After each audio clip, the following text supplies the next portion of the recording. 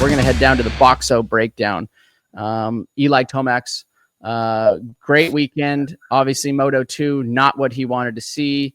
He won the first Moto, finished 9th in the second Moto. Beast mode came out in Moto 1. We saw that, Davey. We did, and Aaron Plessinger grew up, in our neighborhood, and he's always been a sentimental favorite.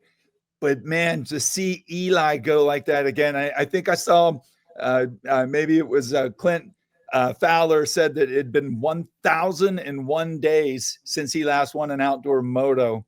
Wow. And, it was a really cool stat, and I thought he had it in the bag because Jet was not doing Jet things, and I think that we'll get to that with his selection of tires. But the old Eli was back in that first moto, and man, at that point, I was expecting that we were going to have a ruckus, beast mode. Eli wins, and 15 years to the day that he opened his professional career with a win at Hangtown. It had been a perfect story. Like Wygant says, as journalists, we don't root for riders, we root for storylines, and that was a great story shaping up. Yes, it was. Yeah. And he rode phenomenal in that first moto. And I think the guys are, they have to be smart about this. Like Jet, for example, Eli going out and taking control of that first moto late in that first moto. AP rode phenomenal, obviously. We talked about the heat. It looked like AP kind of, cooked himself towards the end of that. I know where there was some talk about lap, not counting of laps, but towards the end of the moto, he thought there was 2 left versus there was actually 4 left, and came around and kind of, misjudged the end of the race. And that goes back to that heat. That goes back to all of that. You're maybe not thinking as clearly as you would if it was an 85-degree day. But Eli was able to come through, put himself in a position, pass with basically 2 laps-ish to go, and ride it to the finish. So it was I think we're in for a great, a great season of pro motocross, because Eli riding right now, the way he's riding, Jet riding the way he's riding, those are probably the two. And, you got Chase in the mix, but he's not going to be back for a couple of weeks from what it sounds like. But with the consistency and the heart and the drive and all the things that Eli's great at, and then all the things that Jet's great at, it's going to be a great long motocross season, I think. Yeah. And the way that Eli finished that first moto, he was so strong. And, but I did notice that as Aaron, sort of, I don't want to say dropped anchor, but he was spent and he was going backwards. Had that race been 2 more turns, I think Jet would have got him. And he didn't really turn it on till kind of a little bit past the midway point. He was just slowly, incrementally, Aaron was pulling away from everyone. But I guess Eli, his racecraft is so good. He stayed just close enough that when the time came to, hit the switch, he had it in the tank and he went for it. And it was classic. It was, I will remember that as much as I remember Chase Sexton going, from dead last to first last year. Totally different circumstances, different field, but equally impressive. Yep. Yeah, totally. So the Boxo breakdown for Eli Tomac, Justin Campbell, 3. Does Eli lose confidence after that second moto, or does the first moto cancel it out?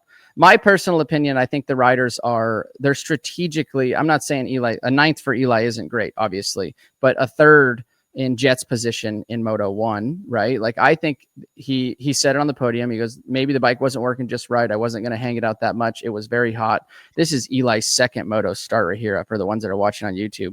Comes together with 992, and he has to let off the gas. Jorge's on the left side of him, and just totally botched that start, which really hurt him for second Moto. And as you can see, we're coming through the pack now, trying to make quick work of, I think they look like RJ.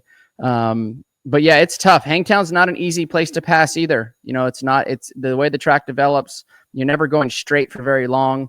It is kind of like that typical California clay, so you get a lot of feedback through the motorcycle when you're not in a straight line.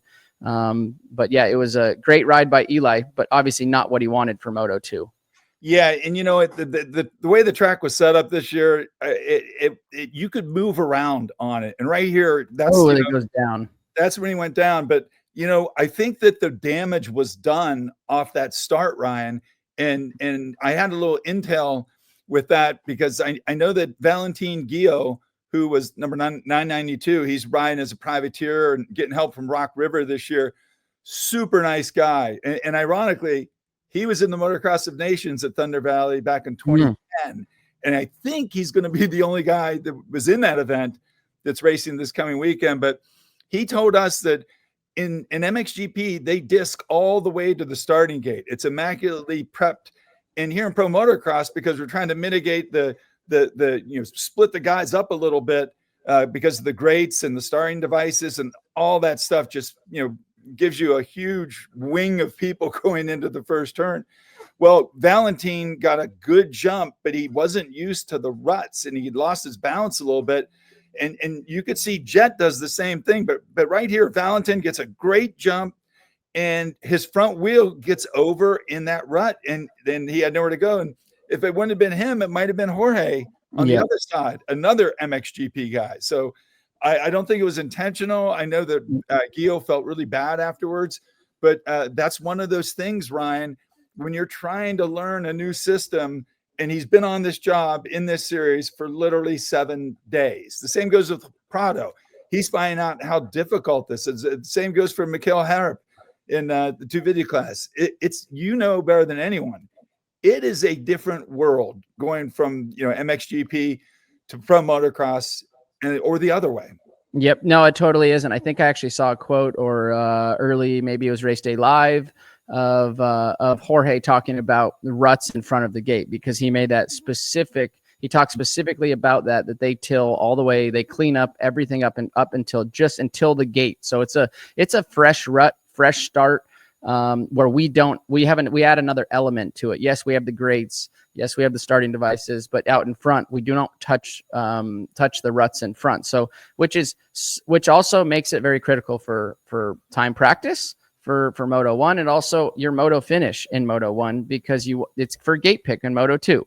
Hi folks, Lee Diffie from NBC Sports here. If you truly enjoyed what you just watched, you can get more news, interviews, and highlights by subscribing to the Motorsports on NBC YouTube page. You can get it all, so go for it.